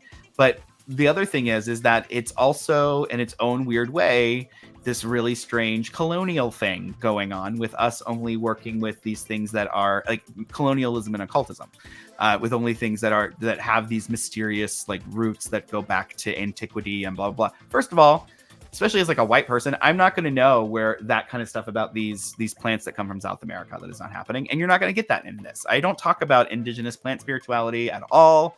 I don't get into that because it is not my business. I talk about taking the things that I learned as an occultist when it came to gardening and it came to working with other plants besides what we call houseplants and applying them to your houseplants. And I share the stuff that I came up with after working with them for several years. So this took a long time. It was easy for me to write, but getting it done took a long time.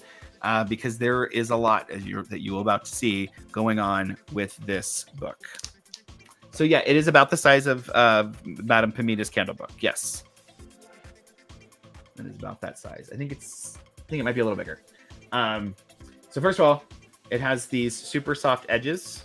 So, or the edges, they don't have the pointy, so they're not going to smash down when you are taking it on and off your shelf. That made me very happy. It is got this beautiful, shiny, embossed beautifulness with the plants and the text, the type. Are you ready? And then you open it. Ta-da! Isn't that gorgeous? Yeah. And then let me show you some of the art. So pretty. They put it in a second time. So Sealer Thompson, you can see, did the artwork for it. So it's actually very colorful and there's a lot going on. And it goes everything from working with big spirits with plants to the individual plant spirits, working with green guides, giving yourself a magical name based off of Latin nomenclature. Which is really fun. So I talk about me as an exercise to get more familiar with my houseplants. I actually gave myself a green magic name and did a ritual, and I write about it in here. So yeah, there's that. It's really fun. It's so fun. Sigils. I put all, because I can't have a book without sigils. So there's sigils. Again, gorgeousness. Here's a diagram. So if you're like, oh, I have plants and I'm not really sure what lighting they need, we made sure that there was a beautiful illustrated guide for that. I made sure to talk about how to take care of them, what to do about pests, all of that, because you can't have a magical plant and something start to go wrong with it because it's obviously related to the magic that you're doing with it, right? So you got to be able to take care of your plants. Yeah. So anyway, it's really freaking gorgeous.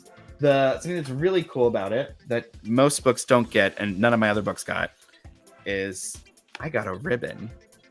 It has a ribbon. That's really freaking cool. So yeah.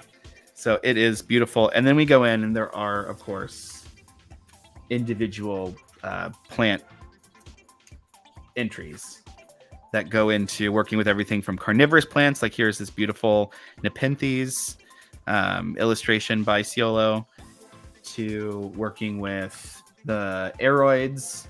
And oh goodness, and even let me just show you, just because I have to, I gotta brag a little bit. Let me show you one of the pages for. All right, so here's the section on Hoyas, which are AKA wax plants. The entry starts here, so but here's the end, the actual intro for it. But then when it gets into correspondences, because again, you're reading a Devin Hunter book, so there's going to be fat ass correspondences. So correspondences start here, and then they don't end until the next page. And even then, there are specific species within Hoyas that I talk about and break into before we get into the next thing. So there's over 2 pages of correspondences on the individual plants, and there's a lot of different plants in there. I didn't get to put hundreds of them in like I wanted to. I wanted this when I originally pitched this. This was going to be a book. I'm very happy with this, but so there weren't as many like plants as I wanted. Right, I wanted hundreds, and so what I'm going to do is I'm releasing a class that goes with Horticulture, the event. Tickets are available now if you want. But I'm releasing a class that if you're part of Horticulture this year, you are going to get the Houseplant Masterclass. And in the Houseplant Masterclass, I'm including all of the entries I had to take out of the book. So those are going to be there. I think there's like 20 something entries that for different houseplants that aren't there, in addition to a houseplant almanac and a bunch of really other cool stuff that I'm making for the class. So if you're interested in that stuff, you got to come check it out. But this beautiful book, this gorgeous, gorgeous, gorgeous, gorgeous, beautiful hardback book that has appendices full of different plants and glossaries, full of different terms that you're probably going to see when you're looking at your houseplants, but you're going to say, what the hell is that? It's all here, folks. It's all here in Houseplant HortOCCULTure. And I'm so super excited. The thing that I can tell you that is in here that you are not going to find anywhere is Viromancy. And Viromancy is the divination system that I created using plant leaves to divine messages. And so I will dive as we get closer, and I'm going to do little snippet videos on how to do this, but there's a whole section on divining with your houseplants. And you can. I have these wonderful colocasia, which are these big elephant ears. And they put off new leaves pretty frequently. You probably get a new leaf every 2 to 3 weeks. And they're huge, and they're very colorful, and they're variegated. And you can read the variegation on the leaf as though it were a message. And so because the plants are rooted in the earth, I often ask for messages to come through from the underworld and to my plants. And so I talk to my ancestors through my elephant ears. Anyway, all that's in here, and you can learn how to do that too with Houseplant HortOCCULTure by Devin Hunter. So yeah, please check it out. And even if you don't love this book, you might know somebody who does. And let me just tell you, it is very important right now that just at the very least we're spreading the word as much as we possibly can, because we are 6 weeks out, and this was a big project. This was a big undertaking for a lot of people, and there was a much larger team involved in the making of this book than there have with any of the other books that I've worked on. So it's a big deal, and it's very beautiful. And I'm so lucky that I get to have been the person to write it and to bring it to you. So thank you. Anyway, yeah. So that just came in yesterday, and I squeed, and I had a whole moment. I sat down and I was like, this is, it's not real. It's not real. It's not real. It is real, Devin. It's real. It's here now. And it was amazing. So I didn't sleep with it, but I slept with it next to me. And then when I got up this morning, I put it back in the case because they only sent me 3, and I have to wait 6 weeks before I'm going to get any more copies. So my plan is I am going to do a giveaway of one of the copies next month. So if you are one of those people who are interested, you can get an early copy of the book signed, and I will send you something extra special that is planty. So that is here. That is happening. All of this is real, and it's kind of incredible. Yes, it's over. So let me just tap back in just because it was party. So I'm trying to make sure that we are here, and I am seeing the people who are participating, and thank you so much for being here. Thank you for those who thought it was beautiful, because it is. It's a very beautiful book. Yes, glossy pages. That is something in the publishing world. Thank you, Elizabeth, for having that moment with me, because we also had that moment where it was like, ooh, glossy. Like, that's a big deal. Because it means it's more money, right? And I will say, I'm just not gonna lie, this is not an inexpensive book, right? It's $26.99. And I started to get a little worried, because I was like, am I the guy who's only writing expensive magic books? Because my last 2 books have been about $25 each. And so I'm like, eek. And it's not, I don't set the price. I have nothing to do about it. And if I want, so to this effect, I went to my publisher and I said, hey, I want to write a book that isn't expensive. I want to write a book that people will want to write in the margins of. and full like dog ear the pages and do all the things we're not supposed to do. And that cannot happen with a book like this, because you're not going to want to dog ear the pages of a $27 book. That's just not going to happen. But if it was something that was more trade paper and it had more like newsprinty, like, you know, if it was a less expensive production, then of course the final product would be less expensive. And so the goal is was to do that. So I finished that manuscript that has been turned in. I will let you know all about it when I have a cover to share. But I know in the years past, I would just like let it all out before I even, you know, I got the goods. And so this year I'm just kind of waiting. But I did announce, I can tell you it's called Bad Vibes, a psychic book of protection. What is it? Psychic book of cleansing, protection, and transmutation is the working title. And I'm really excited about that. I get to take all my work as a psychic over the years, and I distilled that into a manual for not only if you are somebody who does investigations, or somebody who has a friend who maybe like their house is haunted, they don't know what to do. Maybe your house is haunted, you know what to do. Or you just have bad vibes. Like, you got to deal with people's bad vibes. Like, what is this world? What is this thing? Well, if you are a psychically sensitive person, the term bad vibe is quite big. It can mean a lot of different things, right? It all boils down to the same kind of deal, though. It's all energy. It's all kind of a wrestling of willpower. And there is a way forward. And so I took this stuff that I'd been wanting to write about for years, and I put it into a book, and I got it. And the whole idea is that it'll be the cheaper book. It's not going to be, not that the content's going to be banging, it's going to be spot on, but the production cost won't be so high that, like, my goal is just try to get under $20. That's the goal. So that's a big thing, and it isn't easy to do. I know it should be easier, but it isn't easy to do necessarily. So trying to get it as cheap as I possibly can, from a production standpoint, without getting those emails that say this book is shit because the blah blah blah blah, which also happens because you can get bad reviews that way, which I understand. You're reviewing a product, but that looks like my work is shit. We don't want that. So very particular. Bless Llewellyn, because they had to jump through some hoops to keep me happy on this one. And it was only from the perspective of I went in with very specific wants, and I knew that they would want the book. So I knew they'd want a book on magical houseplants. And so I was like, all right. And you know, it's got to be hardback, and it's got to be, and that isn't something that is doable. Let me tell you, I've had my last two books had glossy pages. They did not have hard covers though. No. Can't have it both ways. I got it both ways this time. I'm very happy. Very happy. But yeah, it's a really beautiful book.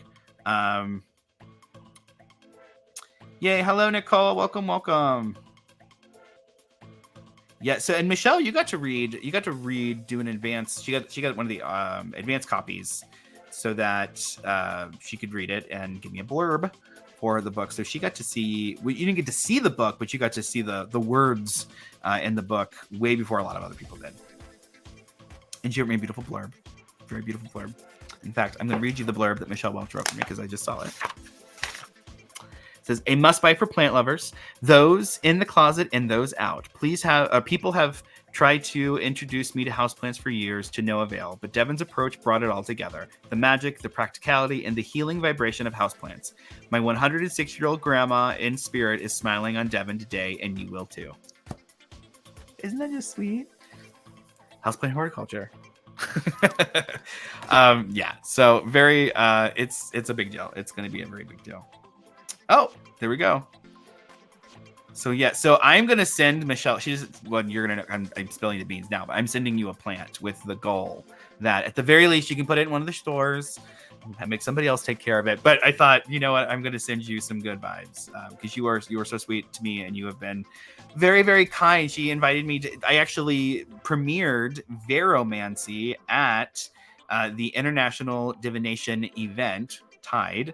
And that's where I debuted it last year, which was really super cool. And that was because Michelle invited me to come and teach this cool new trippy thing that I had created to a bunch of people who are far more experienced diviners than I could ever imagine. Mary Greer was in the front row and I was teaching her divination.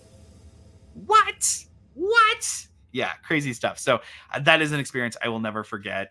That was incredible. Thank you, Michelle and Roger, if you're listening. That was beautiful, and I had such a fantastic time.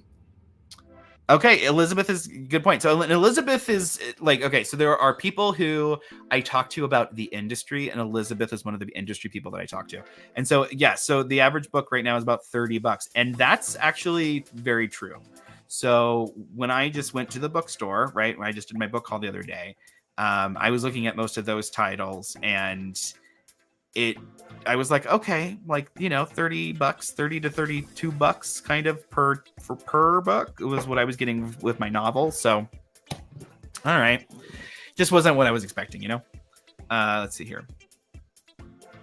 And yeah, generation. Thank you. Let's say generational, because it is hardback and it is good quality. It is something that it is good quality. Llewellyn did a fantastic job. The whole team there did a fantastic job. And CeeLo Thompson did a fantastic job for doing their artwork.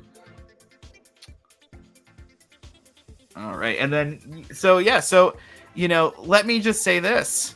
I'm going to, Karis, is it Karis or is it Carrie?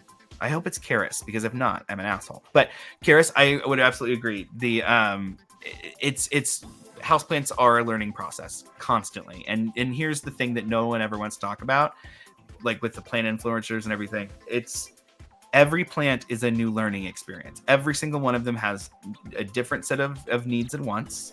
Every single plant has an environment that it would rather be in than your house, right? And so you have to do this thing, which is create an environment or an ecosystem, right, for your house plant where it can thrive. And not all of us have the weird intuition it takes to do that, because I thought I did, and I didn't. It took a long time to figure it out. The weird intuition it takes to just know how to take care of a plant when it's, you know, what this means when it does a droopy thing, or what it means when the leaves start to change. Luckily, it's kind of a science. And so you can, if you are somebody who can understand processes, right, then it is easier to pick up. But every plant is its own unique thing, and it's its own experience, and you learn something new with every single plant. And this is something that I am constantly, and yeah, as somebody with ADHD, I can love me some plants for all these years because I'm always learning something new. I'm never bored with my plants. I am tired of them sometimes. Don't get me wrong, right? Like, I'm like, oh, I just came home and I found I have a bunch of alocasias that are living in a semi-hydro environment, and they got mealybugs. And so I came home and I saw mealybugs today. And no. So, you know, there's always something to take care of. And I, you know, I said the other day on the live stream that sometimes plants are like animals. Like you have that same degree of a need and attention that you would have like a parrot. Like, it's the same kind of thing sometimes. So sometimes plants are like pets. And if you have carnivorous plants like me, then you have to feed them sometimes, and they really are like pets. So that's a real thing. But no, it's don't ever, please never, ever assume that anybody knows everything about the houseplant world. And so when you're watching those videos online and you're seeing the cool plant influencers, just keep in mind that they have a room full of plants that are dying or already dead that they're not showing you. So cheers to that. I don't get away with that because I have partners who would kill me if everything was dead. They would be like, get rid of these things. This is gross. And luckily, I also have a partner, Chaz, who is a Taurus and is very good at doing the things about, like, oh, you haven't watered this plant in 2 weeks. You should probably do that. And really my problem is, so we used to have over 1,000 plants in the house. And then God knows what was going on outside. I think we counted at one point, and I just don't even want to try now. I had a lot of plants. I had a whole lot of plants. I gave a lot away.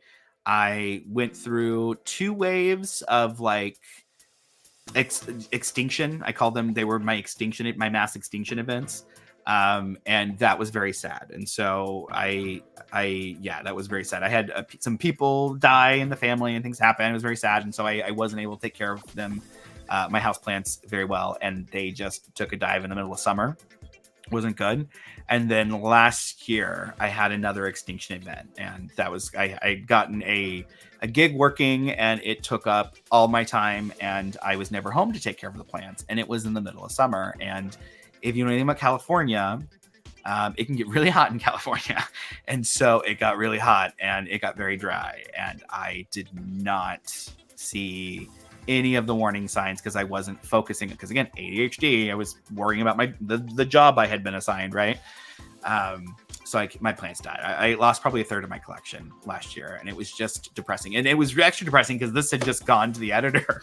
And so I'm like, I'm a fraud. Like, it was a whole thing. It was very bad. And I know better. I know better. But it's that thing of like, it's hard because I love these plants. And I'm also going to say plants are freaking expensive. Like, if you can go to your Home Depot, or you can go to your Lowe's or your hardware store, and you can find plants. And those are plants that chances are going to do pretty well in your environment because they're sold to be houseplants. I went like crazy, and I was like, I'm going to import plants from Borneo, and I'm going to import plants from South America. I had to get an import license. That was a whole thing. So I can import like animals, like, well, not animals, but I can like right up there, like there's another class I'd have to go do or whatever, like, and other things I have to do. But in order to import the plants, I had to go through all of this training, which is all for agriculture and farming. So anyway, it's a whole thing. So when that Tiger King show came on, I had thoughts, let me tell you. Anyway, but yeah, so I was importing a lot of plants. Indonesia, I had a lot of plants coming from Indonesia. And I just had this huge collection of weird stuff, right? Like cool, weird stuff. And what we learned last year, and Chaz and I had this big heart to heart about it, because I lost big, beautiful babies. And we've kind of come to the conclusion that there are some species that just we cannot get to grow here. And the reason we shouldn't try to, the reason being that, like, for example, I had these beautiful begonias that they're on the endangered species list. And I had the thing is, you get these like plants in, you propagate them, and then you send them out to other people. And the idea is that you're going to have as many people propagating them as possible to save them. And so I was able to do that. I was able to send one batch out, and then I went to a conference, and I came home. I was just gone for the weekend, and the terrarium has to be at a very specific temperature for these plants to live. It can't be too cold, can't be too hot. They couldn't be above 85 degrees.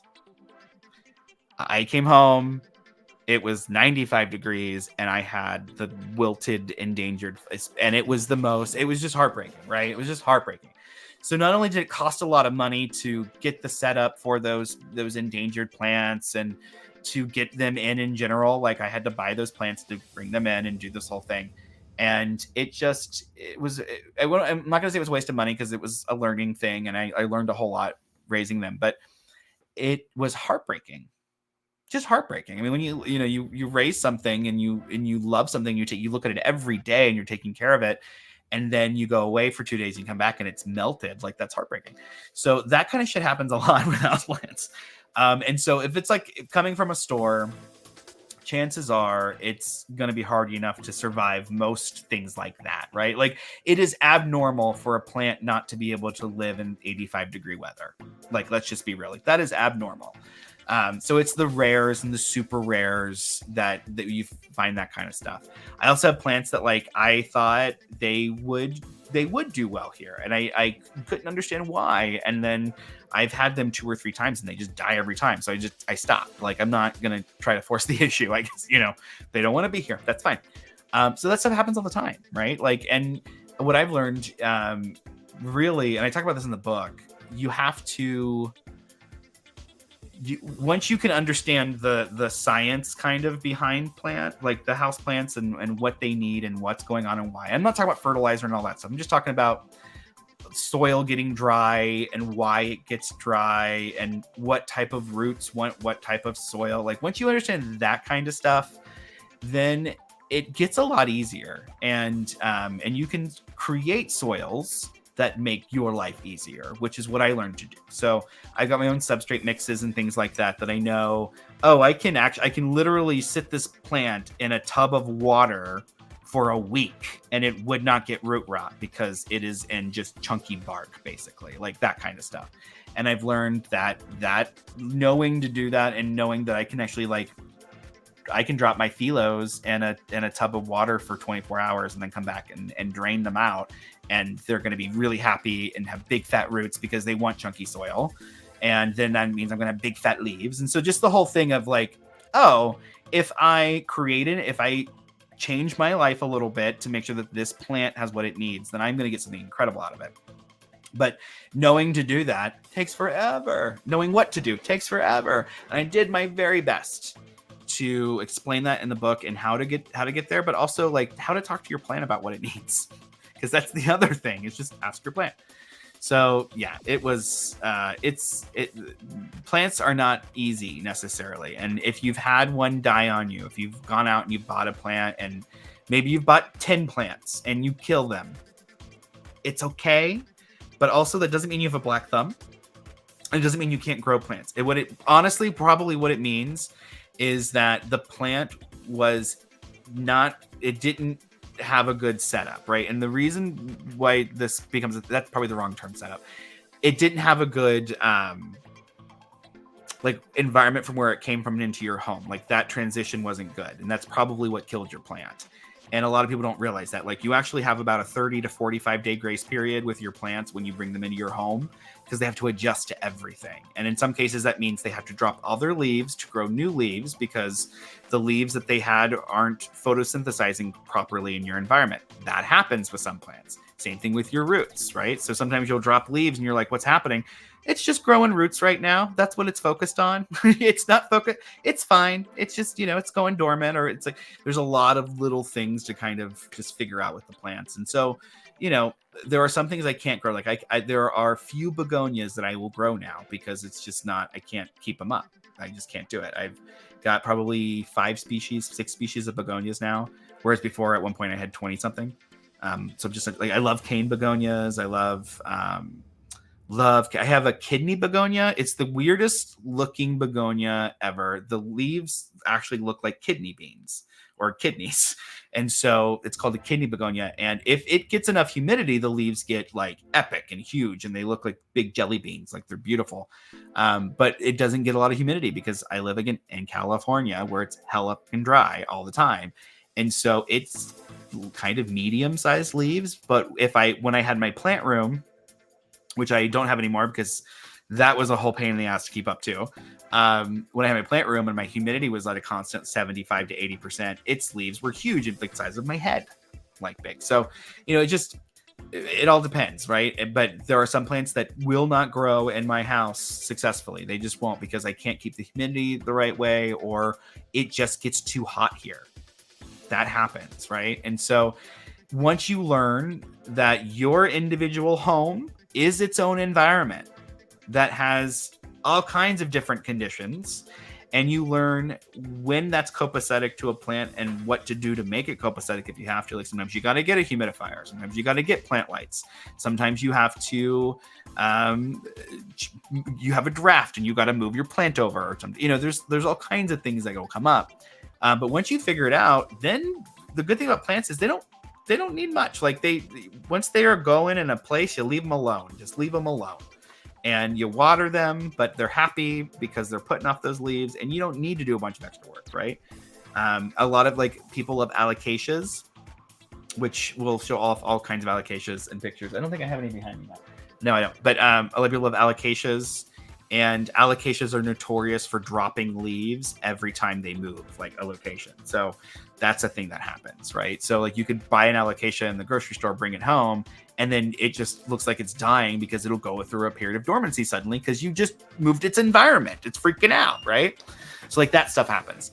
The biggest thing that I think I'm constantly talking to people about because they don't realize,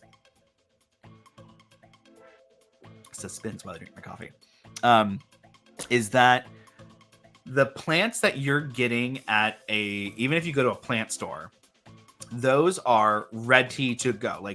Chances are they are root bound, or they're ready to be repotted.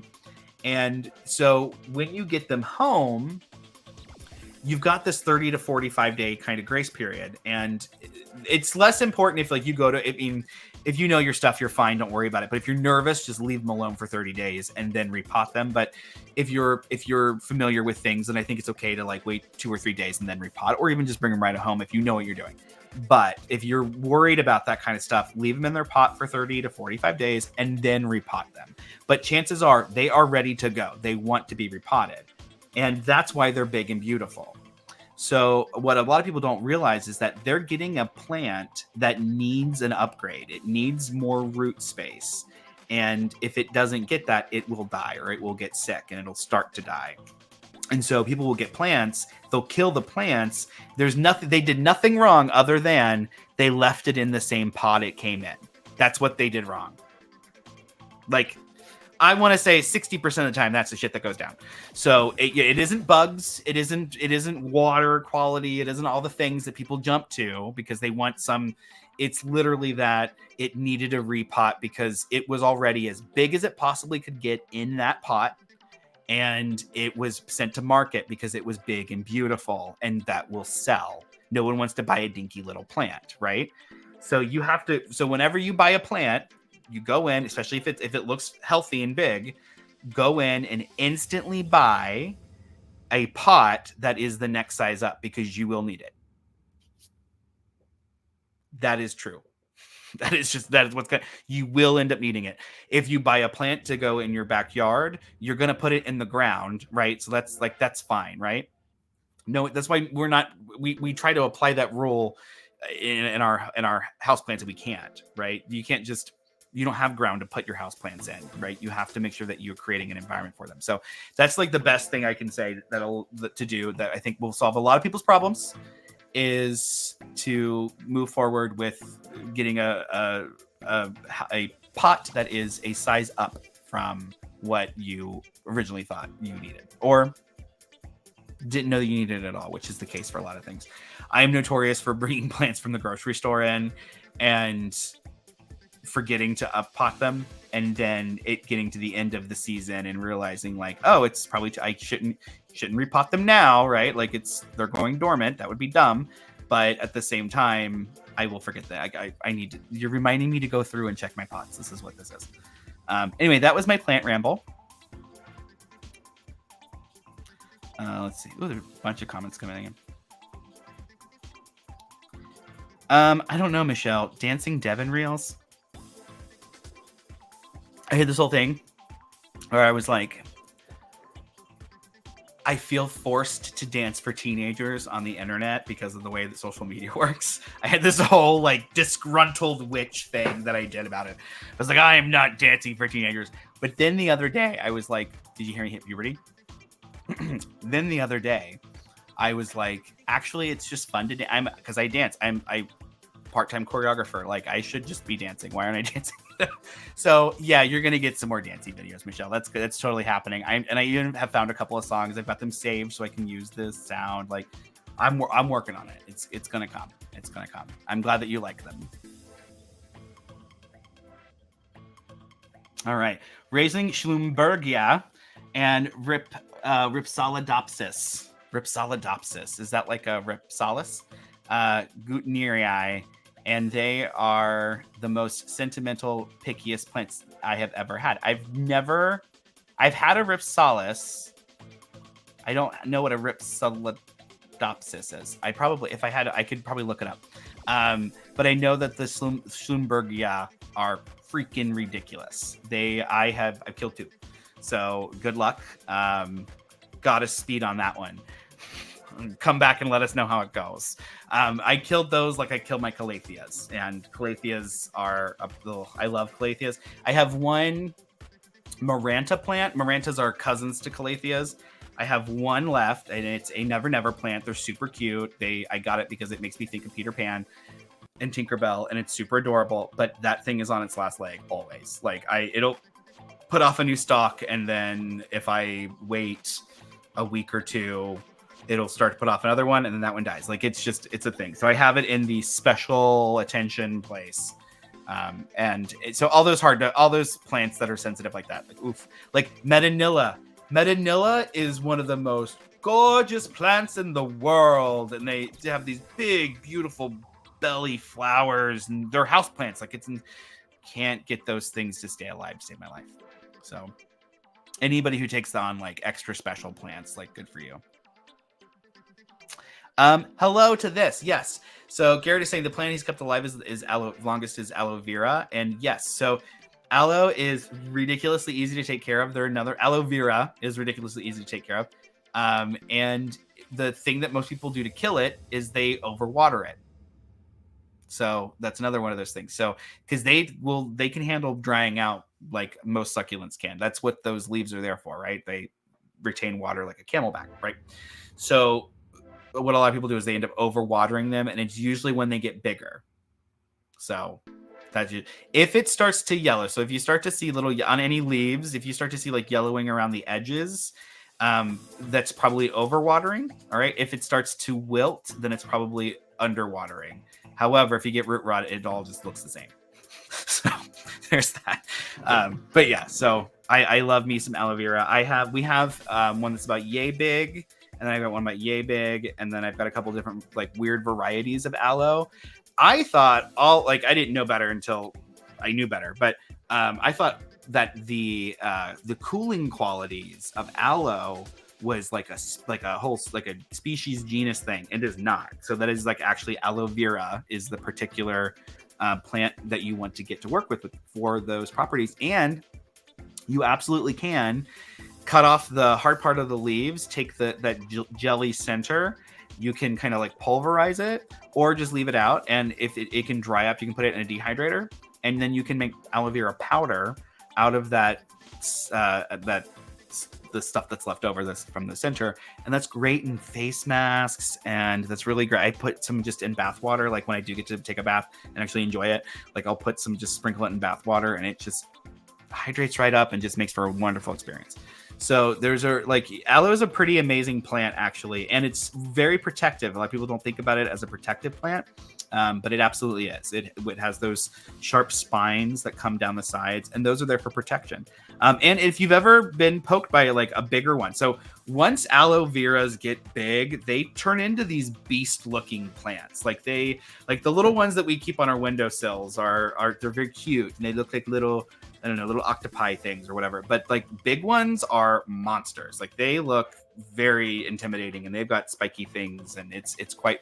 Aloe vera plants are beautiful, but they're a plant that they want as much sun as you can give them, although they won't complain if you can't give them a lot. And they like to be dry, and if you can provide those things for them, they'll get quite big, and they take fertilizer pretty well. So you can do that. Just moving through here. Oh my goodness, you people are awesome out here dropping these comments. Let's see what Simon says here. Thank you for sharing this. I took a chance last year on a number of houseplants and did not consider this. Sadly, they did not last. Yeah. I'm looking forward to your book. Thank you. I'm just going to show everyone again. The only plants I've been able to keep alive are snake plants and spider plants.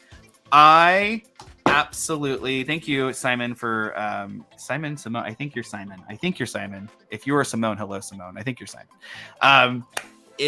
The only plants that I can guarantee I will not kill are snake plants. And I killed some snake. I can't even guarantee, because I did kill some snake plants. I put them outside last year, and what I learned is as soon as the weather dropped to 40 degrees, they just hated it. They hated it, and I lost them. So I was trying to grow them out right near my front door because they're very protective plants, and I think they're beautiful. And so it didn't go well. So that was a thing. We put some ZZ plants. These are my ZZ plants. We put some ZZ plants out there as well this year, and they have the same spot, so same problem. So I think it's that kind of succulent-y. I just can't do it out there. That's okay. But yeah, and then but I do love me some snake plants. And if you ever get a chance, if you get really into snake plants, the coolest snake plant is called a whale fin. and they get like this broad, like the leaves. They look like whale fins, and they're quite beautiful, and they're really fun. There's also the cylindrica variety, which I was really blessed enough to. There used to be a company called the New Plant Company that has sadly gone out of business. I don't know what happened to them. They were there one day, and then suddenly they just stopped. And they were amazing. I got some of the coolest plants from them, including 3-foot tall snake plants, Sansevierias, and they were the Sansevieria cylindrica. So they were like these huge, beautiful snake plants that had gone dormant. So they just cut the roots off real close to the base of the plant, and then they shipped it out. And I ordered like 3 of them because they were $30 for these huge, giant plants, free shipping. What? So I ordered a bunch of them, and I had them all around the house. And sadly, I put one of them outside. They died last year, but I still have one that's doing really, really good. And it is super tall and very big. And they are they're forgiving, they're sturdy. Animals don't seem to mess with them too much because they're tough, right? They're pokey, right? Sometimes. But that's a fantastic plant to have. And again, magically speaking, incredibly protective. So that is a plant that I'm not surprised would be around in your life at all. And, same thing with spider plants. Spider plants are great for dream work. They're really good for dream work. And they're also good for like creativity and all of those things. But I would say that in my experience, homes that are good spiritual environments tend to have spider plants that are doing well. That's the thing. Thank you for sharing that. Let's see here. Yes, my room looks like the Air is crisp. And not really. It's pretty. It's kind of humid in here, actually. Oh, thanks. Welcome, Lamar. Welcome. Yeah, I've been here for like ever, but I just wasn't doing anything on my channel. But now I'm doing stuff, so welcome. So yeah, so it's just kind of a, plants are a tricky thing, everyone.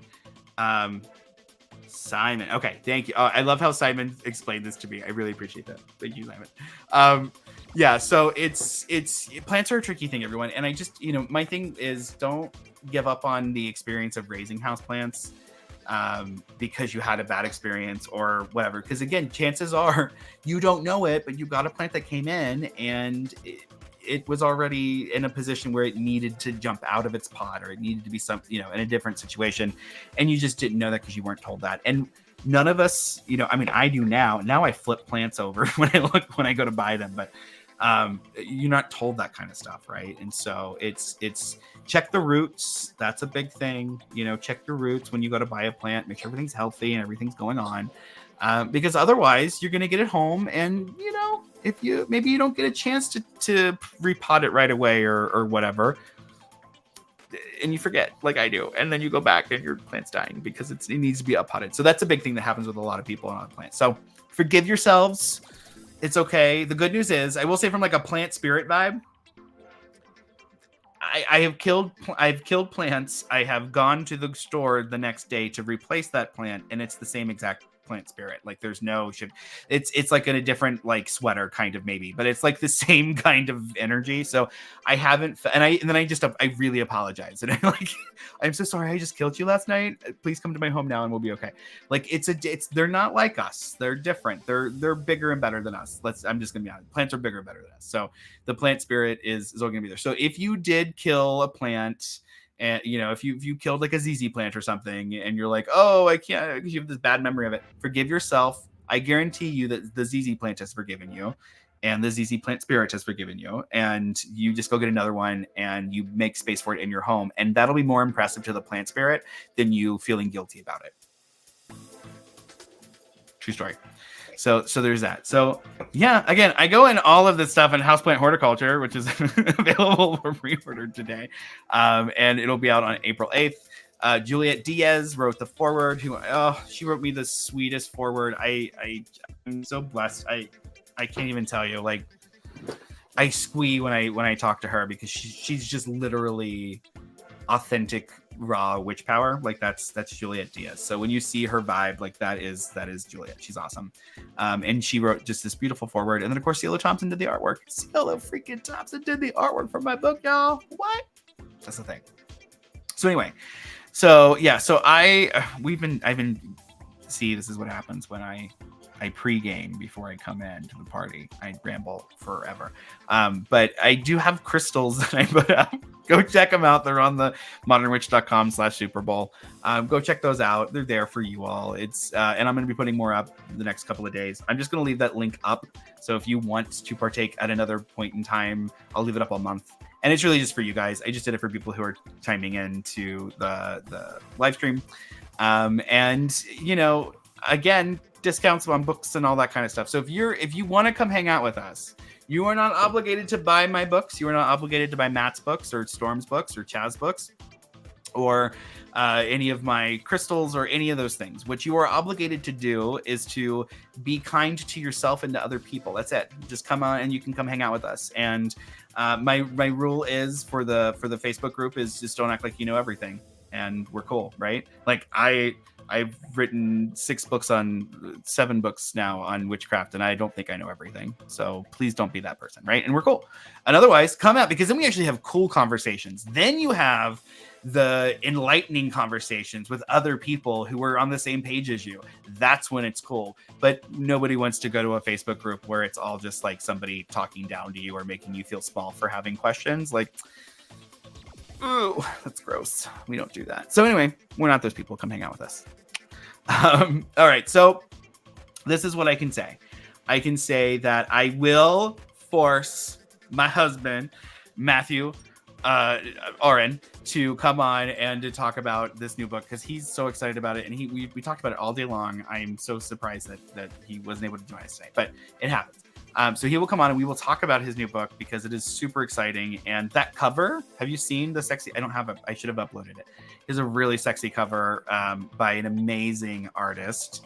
Arthur Wong, I believe is his name, and just fantastic. So really incredible book coming out on tarot mastery as a psychic witch.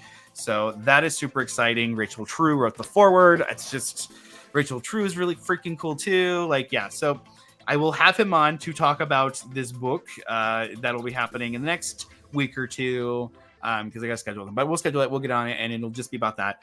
And perfect time too because we've got the psychic. Excuse me. We have the Psychic Witch Book Club that starts next month on the Modern Witch Facebook group. So make sure that you're part of that, and you'll get all kinds of Matt Oren. And maybe it's not as much as I do, but you'll get some, and that's good. And then right after that, it's going to be all madness with Houseplant HortOCCULTure, and we've got a busy spring ahead. We also have, if you are wanting to do the crochet along with us as a bunch of Stitch Witches, we are making those protection Afghans, and it's going to be awesome. And what I'm going to do, because I know there's a lot of you who are participating, I'm saying, what I'm going to do is if you want to get stones to put in your blanket to sew in like I'm going to do, I'm going to I have some tourmaline, and I've got some obsidian, and I've got some other protection stones that I have lots of. And so I will put a set aside 56 of those stones for you if you want. And I'll do it at like $20, $25, whatever. We'll figure it out. It depends on what stone it is, right? But I'll try to make it real cheap so you can get 56 of those stones or whatever, so you can make your blanket without going through all that stuff, without trying to go source a bunch of expensive stones somewhere. I got you. So I started working on that today. We'll get to that. So there's a lot of really cool stuff coming. I also have these collabs, which I want to share about, but I cannot share about these collabs just yet. But there are some really, really, really cool collabs coming, folks. I wish I could share it out. I can't. Anyway. But okay. I think it's going to be for tonight. Thank you for coming to the Superb Owl party. We were trying to make it more party-like, but it's been a long day. So we'll do it again, and we'll have a good time. But yeah, so thank you so much for coming. I appreciate you. I appreciate more than anything that you are taking time to invest in your spiritual practice, even if it's just listening to me ramble about mine and you're thinking about yours. That is better, right? That is better than you thinking that you aren't capable or that you aren't inspired. Whatever it takes, right? do whatever it takes. Be inspired, live as an inspired person. And I will see you this Thursday for Modern Witch Living. And this week you can expect another episode of the Modern Witch podcast out with Christine Ashworth. And we are talking about her new book, which is all about the life of her brother, Scott Cunningham. Thank you so much for tuning in to the Modern Witch Superb Owl Party. You have all been supremely awesome owls. I'll see you next time.